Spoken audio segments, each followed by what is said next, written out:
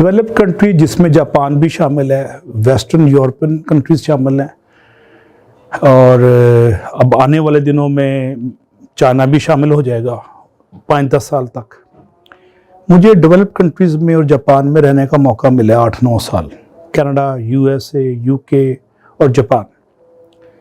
मैंने देखा ये थर्ड वर्ल्ड से फर्स्ट वर्ल्ड में क्यों आ गए हैं। उसके पीछे पूरी एक जनरेशन उन्होंने बिल्ड की 50-100 साल लगा के, और हर जनरेशन ने अगली जनरेशन को discipline, value system, ethics, professional ethics और पंक्चुअलिटी और एक दूसरे के मफाद को लुक आफ्टर करना, नेगेटिविटी को डिस्करेज करना और नशा पिला के किसी को ना गिराने की हैबिट, ये उन्होंने इनकलकेट डे 1 से स्कूलों कॉलेजों में करते। मसलन जापान में पहले 1-2 साल पढ़ाते नहीं, सिर्फ वैल्यूज़, मैनर्स, एटिकेट्स, ताज़ीम, तकरीम करना सिखाते हैं कि आपने किसी को ट्रीट कैसे करना है, ग्रीट कैसे करना है। किसी को वो ये नहीं कहते कि आप फेल हो गए हैं, कहते हैं you were not successful at the moment, you are given the second chance to further improve. ये उनका तरीका है। नेगेटिविटी और बेहौसला गुफ्तगू उनकी डिक्शनरी में है ही नहीं, मोस्टली, एक्सेप्शंस आर देयर। लेकिन उन्होंने तरबियत बच्चों की ऐसे की है कि एक दूसरे के इंटरेस्ट को लुक आफ्टर करना और ट्रीट करना उनको पॉजिटिवली और ग्रीट करना और मुबारकबाद देना, बगलगीर होना, गर्मजोशी से मुसाफा करना, झुक के मिलना, ये उनकी घटी में डे 1 से डाल दिया गया। और रोटी हलाल करने का कॉन्सेप्ट जो हमारे माशाल्लाह मज़हब अज़ीम में है, उन्होंने उसको एवरीडे लाइफ में इम्प्लीमेंट कर दिया। मसलन कोई हो ही नहीं सकता कि बॉस हो ना हो, हर बंदा अपना काम कर रहा है। सवाल ही पैदा नहीं होता कि दफ्तर का यंग लड़का लड़की फेसबुक पे दोस्तों से गप मार रहा हो दफ्तरी टाइम में, सवाल ही पैदा नहीं होता। और सवाल ही पैदा नहीं होता कि कोई प्राइवेट कॉल कर सके दफ्तरी टाइम में। इतने स्ट्रॉन्ग वर्क एथिक्स है उनके। और दफ्तर में आपका फोन महीने में 1 दफा इमरजेंसी के लिए आ सकता है फैमिली मेंबर की तरफ से, उसके अलावा नहीं आ सकता। आपको वो 5 मिनट भी इजाजत नहीं है फोन करने की, दफ्तरी टाइम को जाया करने की, सरकार हो या प्राइवेट सेक्टर हो। और पंक्चुअलिटी का ये आलम है। इतने ट्रैफिक और कंजेस्शन में, मैं वाशिंगटन में रहा हूँ, टोक्यो में रहा हूँ, वहां पे रश आवर्स में 40 मिनट्स नॉर्मल है फंसना। लोग वक्त पे पहुंचे होते हैं रश के बावजूद, उन्होंने कैलकुलेट किया होता है। तो एक चीज तो है उनकी ट्रेनिंग और अपब्रिंगिंग में, तरबियत में ये चीज डाल दी गई है। सफाई निस्फे ईमान हम कहते हैं। टोक्यो की तंग गली जो मोची दरवाजे की तरह तंग है, बाज गलियां 4-4 फुट की, 6-6 फुट की मैक्सिमम, वहां पे नालियों के ऊपर भी मिट्टी नहीं है, चमक रही होती हैं। नालियां तो है ही नहीं है, कॉर्नर भी चमक रहे होते हैं।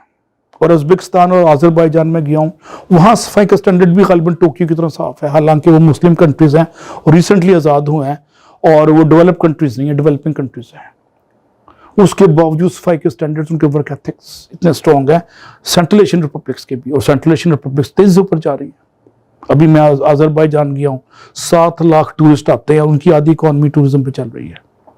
मैं स्वीडन में रहा हूँ। मैं स्वीडन में हर बंदा सरापा इखलाक और सरापा याजी है। प्रोफेसर और जितना सीनियर है उतना वो झुक के मिलता है। वॉशिंगटन डीसी में एक मैं शॉपिंग मॉल में गया, पेंटागन फैशन मॉल है, पेंटागन के साथ ही है। पेंटागन उनका GHQ के बराबर है, उनका डिफेंस का हेडक्वार्टर है, तीनों फोर्सेस का। तो चीजें खरीदते खरीदते मैं कोक लेने गया।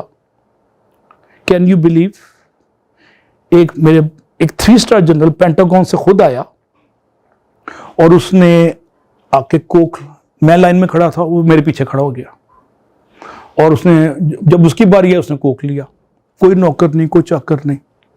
तो उन्होंने मेहनत को इज्जत भी दे दी। ये सबसे अहम चीज है, मेहनत को इज्जत।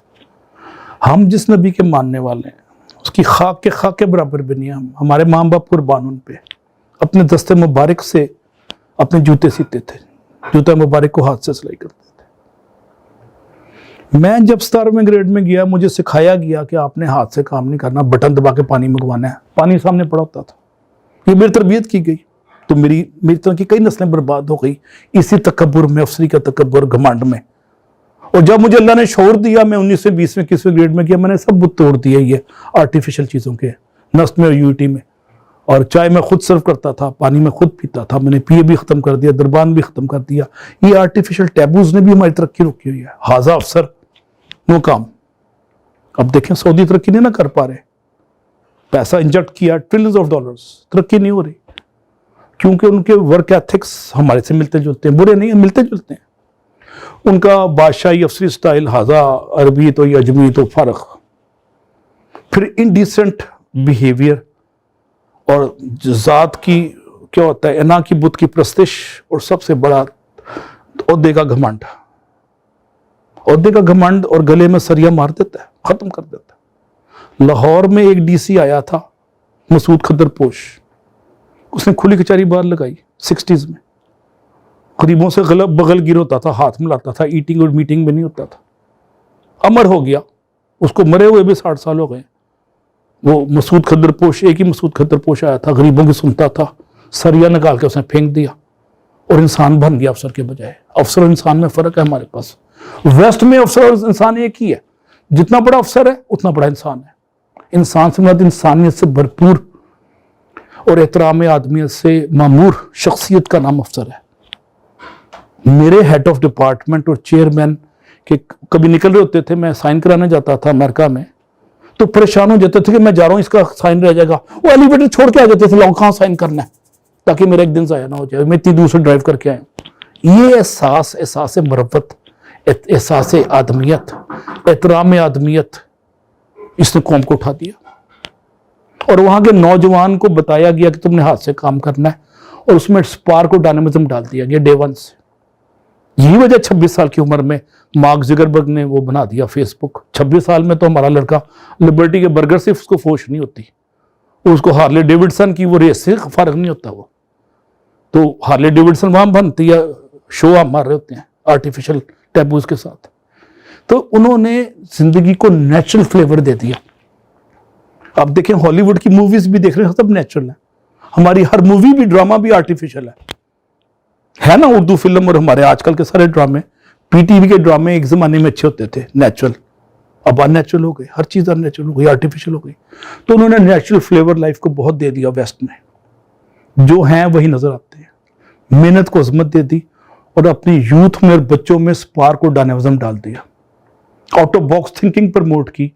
یہ فیس بک اور یہ مائکروسافٹ کے جو فاؤنڈرز ہیں، یہ ایکسٹراڈنری بندے تو نہیں ہیں، آرڈنری بندے ہیں. ان کے pass out of box thinking کی تربیت تھی، انوویشن کو پروموٹ کیا، ندرت فکر عمل کو انہوں نے عام کر دیا. اقبال ایک شعر میں نوجوانوں کو کہتا ہے جو ویسٹ نے فالو کی ہے، اور اقبال یورپ میں دیکھ کے آیا یہ بات، اس لیے اس نے یہ شعر کہا تھا کہ تیری خاک میں ہے اگر شرر تو خیال فقر و غنا نہ کر. کہتا ہے if you have spark in your personality you should not worry about the money or not money, you have money or not money. کہ دوسرے مصرے میں اقبال کہتے ہیں کہ جہاں میں نانے شعیر پر ہے مدار قوت حیدری. کہتا ہے آرڈنری روٹی کے ٹکڑے پہ، جو کے ٹکڑے پہ حضرت علی کو اتنی قوت مل گئی، مدار قوت حیدری. قوت حیدری کا بنیاد وہ روٹی کے جو کے ٹکڑے تھے، باسی روٹیوں سے جو حضرت علی کے پاس طاقت آ گئی. کیونکہ سپارک و ڈائنامزم سنت طیبہ کے صدقے میں تو فعل ان کی شخصیت میں ودیت ہو گیا.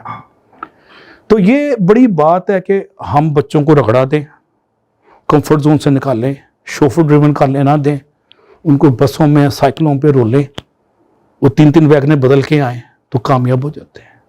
آج لاہور میں میرے جو یو ای ٹی کے گورنمنٹ کالج کے جو ٹاپ نوچ بڑی بڑی پوزیشنوں میں بیٹھے ہوئے ہیں، یہ 70s 80s میں ویگنوں میں رول رہے ہوتے تھے یا سائیکلوں پہ جا رہے ہوتے تھے. یہ ان کا خمیر اس مٹی سے اٹھا اور انہوں نے ہاتھ سے کام کرنے میں وہ نہیں سمجھا، بڑی بڑی پوزیشنوں میں بیٹھے ہوئے ہیں. کوئی امبیسڈر لگ گیا، کوئی امبیسڈر ریٹائرڈ ہو گیا، کوئی چیف سیکرٹری لگ گیا. یہ سارے میرے دوست ہیں جی سی کے، ای ٹی کے. تو یہ ہلکا سا تقابلی جائزہ میں نے کی ہے.